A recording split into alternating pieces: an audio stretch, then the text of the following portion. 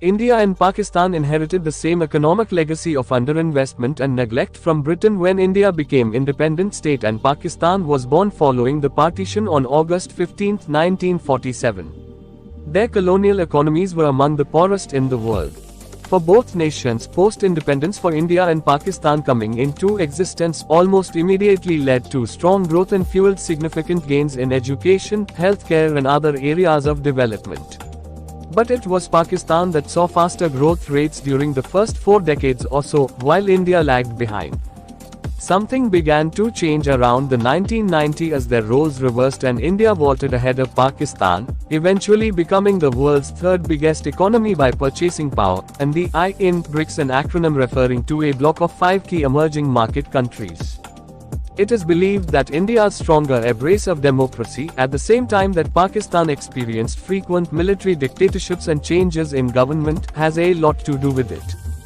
From 1857 to 1947, Britain ruled directly over most of the territory that became the independent states of India and Pakistan. Economic growth under British rule was minimal, averaging just 0.9% a year from 1900 to 1947. This happened largely because the colonial Indian economy was mostly agricultural, and yet the British made little investment in improving farm productivity. Britain made limited investments in the well-being of the people of India, notably by underfunding their education and healthcare. As a result, colonial India had one of the lowest literacy rates in the world at about 17%, and life expectancy was in the mid-30s. Britain's neglect of the plight of Indians is perhaps best illustrated by the 1943 famine in Bengal in eastern India, in which over 1.5 million people died as a result of policy failure. Britain decided to give up its jewel in the crown and partition the region into Hindu-dominated India and Muslim Pakistan after facing mounting pressure from some of the leaders from both sides. This led to one of the largest forced migrations of the 20th century. Nearly 9 million Hindus and Sikhs moved into India and about 5 million Muslims to a geographically separated East and West Pakistan over the next 2 decades. An estimated 1 million people died amid mass violence. Economic growth, however, took off, with both new countries growing at 3% to 4% in the first decade or so of independence as the respective governments invested more into their economies. But soon, differences emerged. While both economies were largely state-controlled, India's government curtailed exports and adopted a protectionist trading policy in the 1960s that limited growth. Pakistan, on the other hand, benefited from significant trade from its East Pakistan region. The newly created Pakistan was geographically separated by India. On one side of it was West and the other side East Pakistan. Each was carved out by the British due to its Muslim majority. Pakistan lost its growth engine in 1971 when East Pakistan became Bangladesh following a war of independence. Pakistan also received billions of dollars in military aid from the US, and fellow oil-rich Muslim countries in the Middle East have also given aid to Pakistan. As a result, Pakistan's growth accelerated to about 6% a year from 1961 to 1980 compared with 4% for India. Pakistan's economy grew at a faster pace than India's from the 1960s through 1980 thanks to large part to generous outside aid and cheap loans, as well as more foreign trade. The growth script flipped in the 1990s, with India growing at a 6% rate over the next 30 years, outpacing Pakistan's 4%. What explains this role reversal? Economics and politics both played a part. Pakistan has long relied on external sources of funding more than India has, receiving $73 billion in foreign aid from 1960 to 2002. And even today, it frequently relies on institutions such as the International Monetary Fund for crisis lending and on foreign governments like China for aid and infrastructure development. The aid has allowed Pakistan to postpone much-needed but painful reforms, such as expanding the tax base and addressing energy and infrastructure problems, while the loans have saddled the country with a large debt.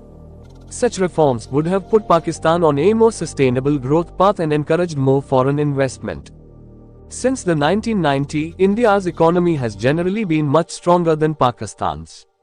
India liberalized trade, implemented other economic reforms and didn't suffer from the same political instability as Pakistan.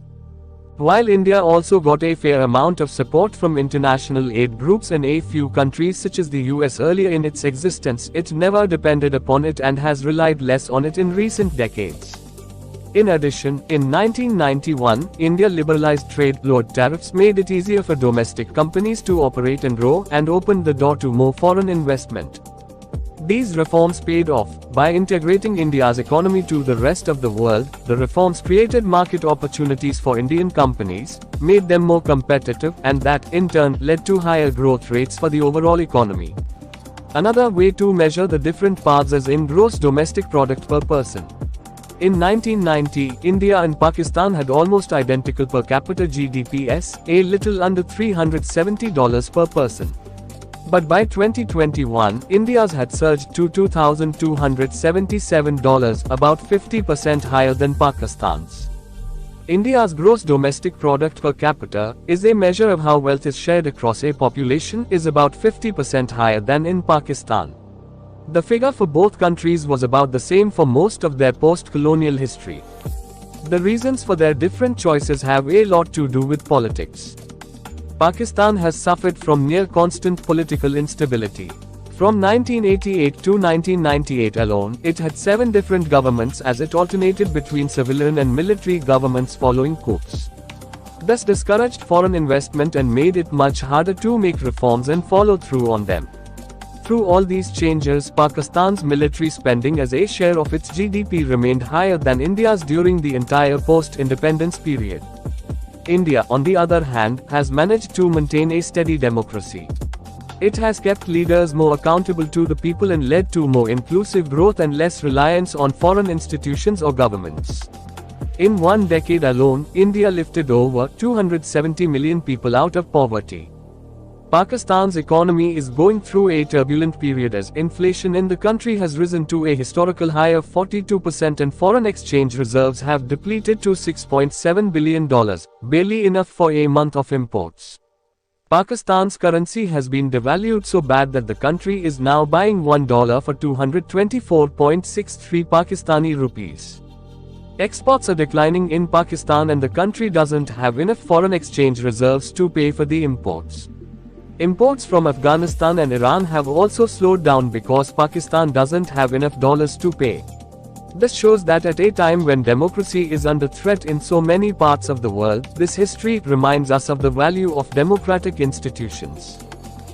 Thank you for watching. Like and subscribe.